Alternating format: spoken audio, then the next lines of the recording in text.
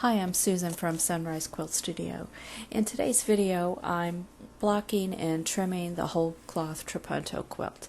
Now, I started by soaking the quilt in a tub of cold water to remove the water-soluble pin for a few minutes, and then I soaked it in warm water to remove the water-soluble thread. Now, neither one of those processes took very long. It only took a minute or two for each one in order to get all of the marker and the thread out of the quilt. And once that was done, I squeezed out the extra water, and now I'm laying it on a sheet on a carpeted floor. And what I'm going to do is look for the edge of the quilt that was attached to my take-up roller on the machine. And I'm doing that because this is the straightest edge of the quilt, because I used the horizontal channel lock on my machine to stitch the top down. And it just gives me a good starting point for squaring up this quilt. Now I'm using my my 24-inch rotary cutter ruler, and that's going to help me keep that edge straight as I'm putting in the pins.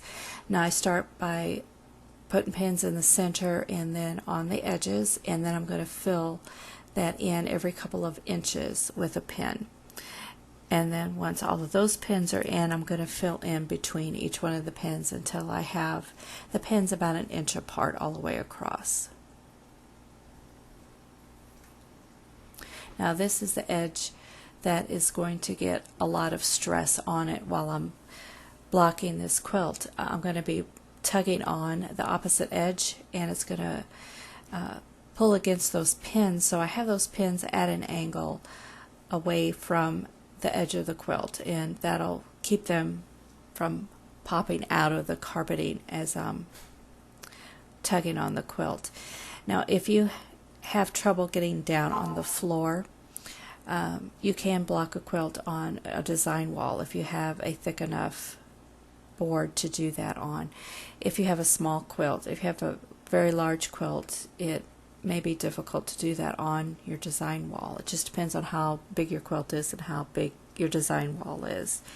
I am fortunate enough to have a large space on a carpeted floor that I can do pretty good sized quilts on there. Of course, this one is small. It's only it started out about 28 inches square, and after quilting it was just a little over 25 inches square, so it had shrunk quite a bit with all of the quilting. And I was able to stretch it out to about 26 inches with the blocking that I did. And then I trimmed it down to about 24 inches after that to get it all square.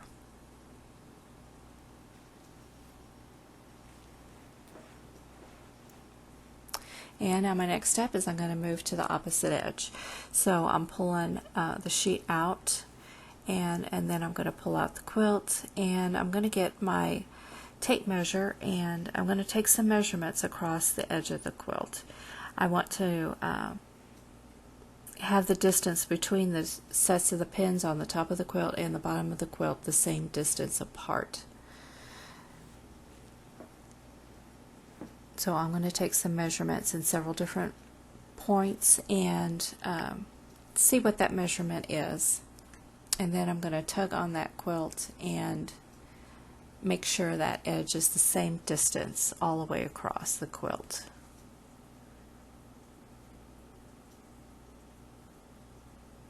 Now when I first laid this quilt on the floor, I did tug on it just with my hands in both directions, just to smooth it out and to see how much it would stretch, and it did stretch quite a bit at that point. So this is kind of like fine-tuning it now. I want to get it stretched to its max without ripping the pins out of it, and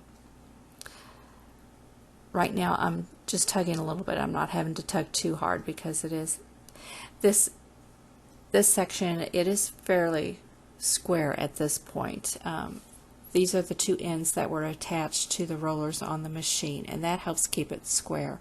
Now the other two ends were clamped to the sides of the machine, and there's more give there, so those are the edges that aren't quite as square, so that requires a little bit more work to get those square. So now I'm taking measurements and I'm tugging on the quilt as I need to get that quilt to measure the size that I want it to. And once I get it at that point, then I'll put in a pin and keep it securely there. And I'm doing this all the way across the edge of that quilt and putting in pins, and then I'll go through like I did on the other side and fill in between those pins with more pins so they're about an inch apart. And then I'll start checking corners to see how square they are, and I'll start working on the opposite edge.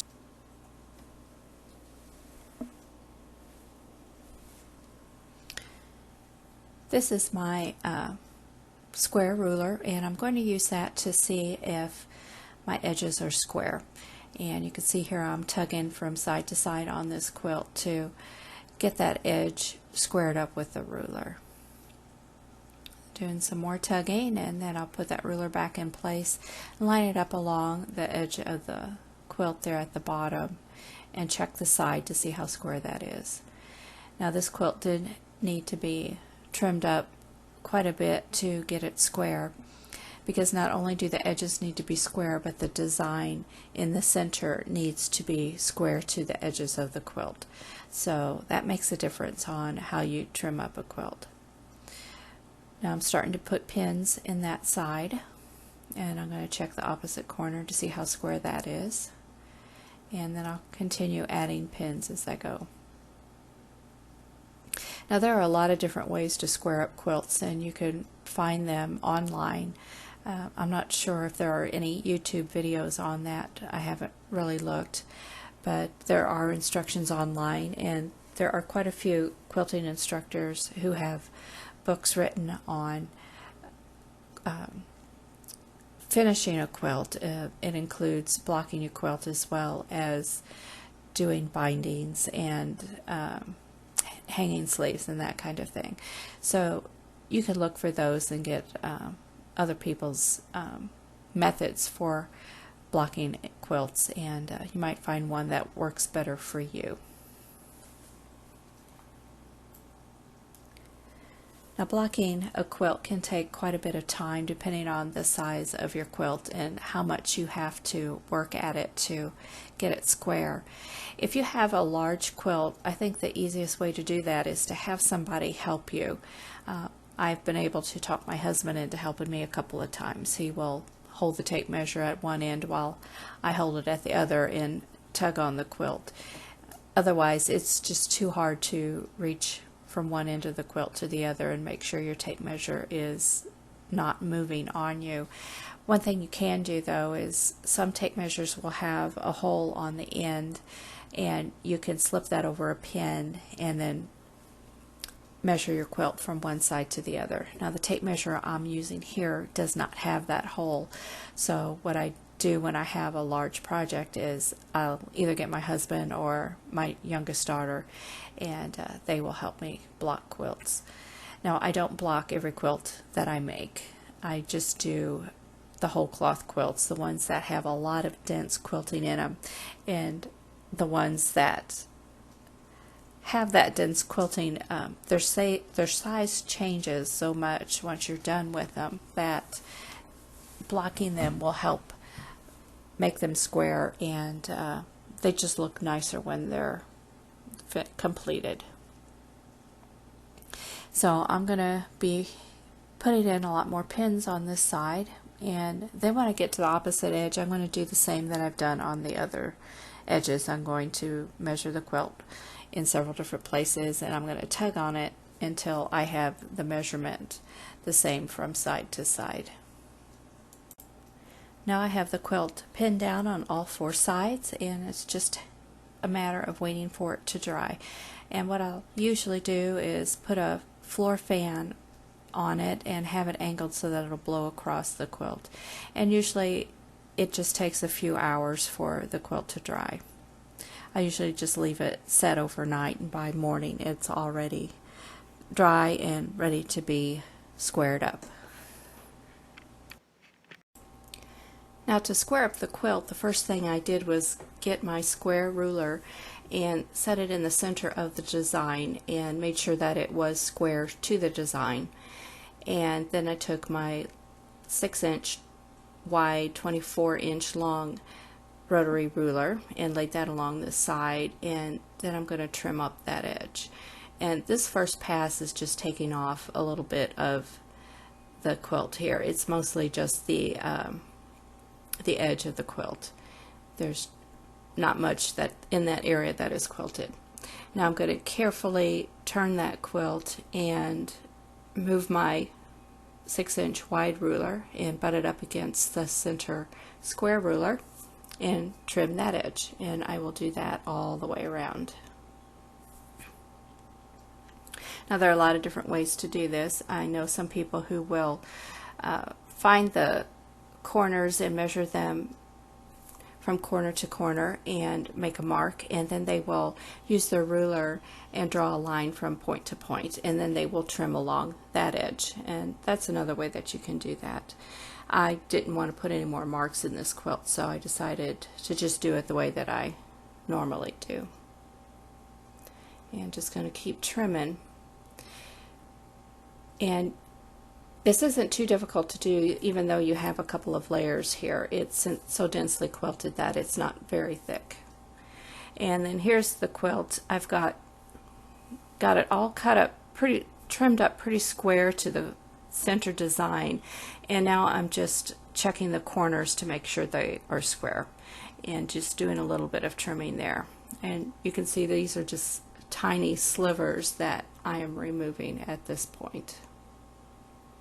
And just adjusting that square ruler and continuing up the side of the quilt. Then turning the quilt, and I'm going to check the next corner. And we'll just keep going all the way around the quilt. So it's a fairly slow process. It's not too time consuming, but to get it completely square, you do need to take your time.